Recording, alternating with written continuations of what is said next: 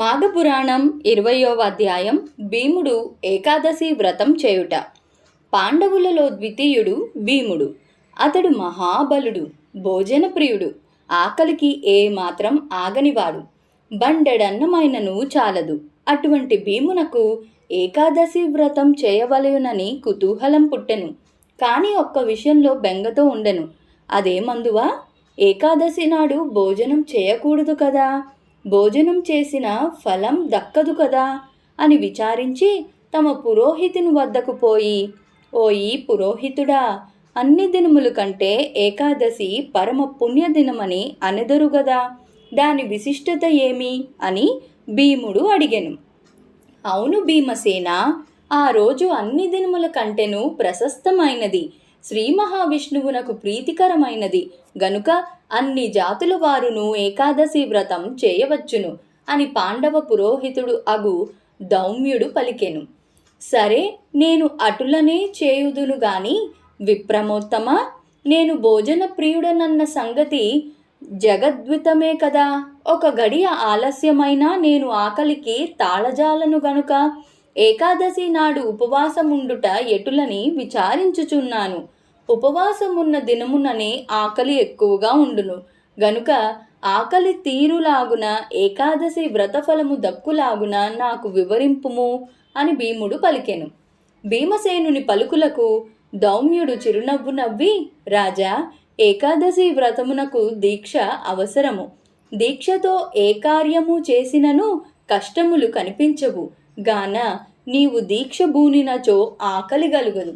రాబోవు ఏకాదశి అనగా మాఘశుద్ధ ఏకాదశి మహాశ్రేష్టమైనది. దానికి మించిన పర్వదినం మరి ఒకటి లేదు. ఒక్కొక్క సమయంలో మాఘ ఏకాదశి రోజు పుష్యమి నక్షత్రముతో కూడినదై ఉండును. అటువంటి ఏకాదశికి సమానమగునది మరి ఏదియూ లేదు.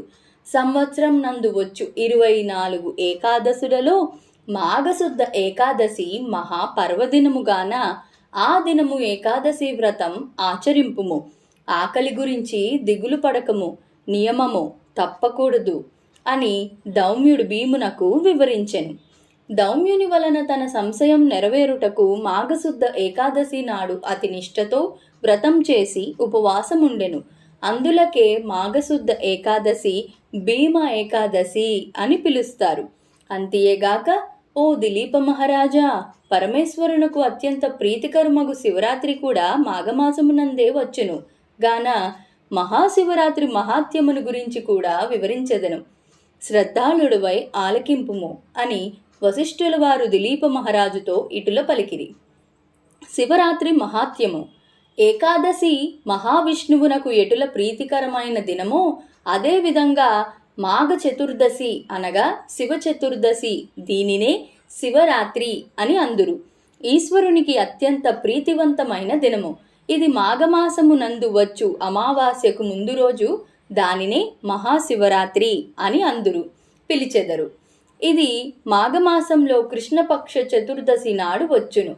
ప్రతి మాసమందు వచ్చు మాస శివరాత్రి కన్నా మాఘమాస కృష్ణపక్షంలో వచ్చు మహాశివరాత్రి పరమేశ్వరునికి అత్యంత ప్రీతికరమైనది. ఆ రోజు నదిలో గాని తటాకమందు గాని లేక నూతి వద్ద గాని స్నానం చేసి శంకరుని పూజించవలెను.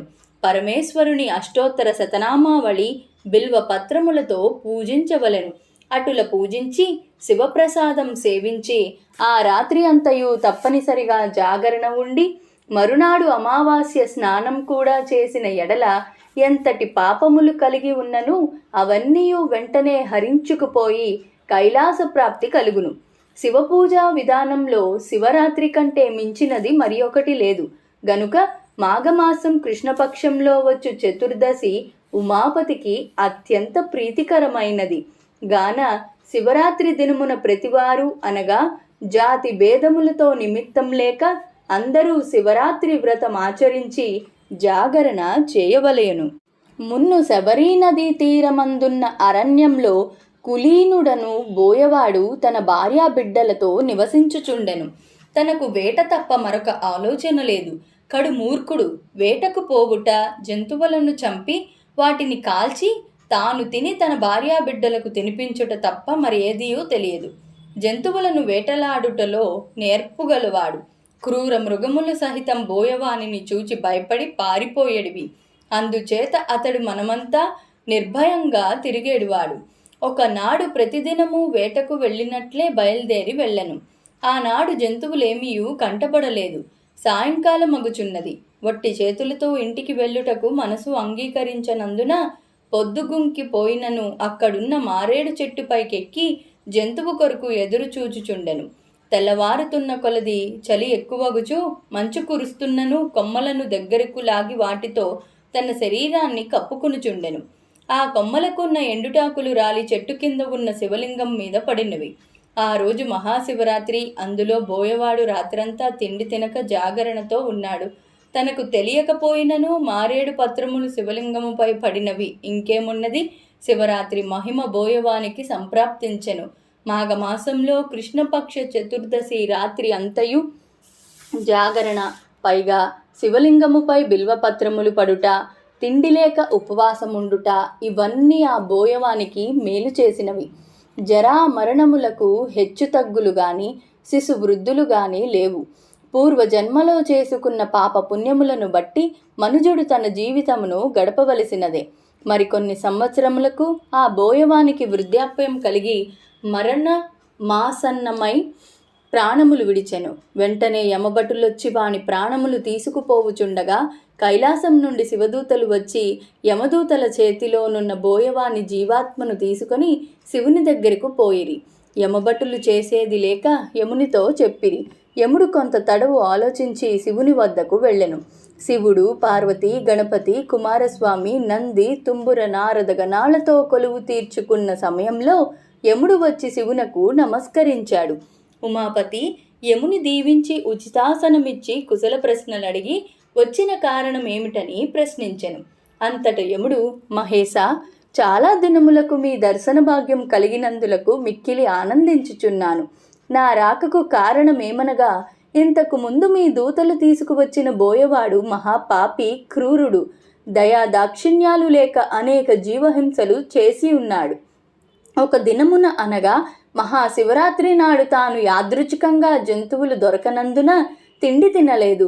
ఆ రాత్రి చలిబాధకు తట్టుకోలేక బిల్వపత్రములను కప్పుకొన్నాడు. జంతువులను వేటాడుటకు రాత్రి అంతయు మెలకువగా ఉన్నాడు. కాని చిత్తశుద్ధితో తాను శివలింగమును పూజించలేదు గనుక అతనిని కైలాసమునకు తీసుకొని వచ్చుట భావ్యమా? అంత మాత్రమున అతనికి కైవల్యం దొరుకునా అని యముడు విన్నవించుకున్నాడు. యమధర్మరాజా, ప్రీతికరమైన మహాశివరాత్రి పర్వదినమున బిల్వపత్రములు నా పైన వేసి తిండి లేక జాగరణతో నన్ను ఈ బోయవాడు కూడా పాప విముక్తుడు కాగలడు. ఈ బోయవానికి కూడా ఆ వ్రతఫలం దక్కవలసినదే గనుక ఈ బోయవాడు పాపాత్ముడైనను ఆనాటి శివరాత్రి వ్రతమహిమ వలన నా సాయుజం ప్రాప్తమైనది అని పరమేశ్వరుడు యమునికి వివరించెను. యముడు చేసేదేది లేక చంద్రశేఖరుని వద్ద నుండి వెడలిపోయెను. మాఘపురాణం 20వ అధ్యాయం సంపూర్ణం. జై శ్రీరామ్.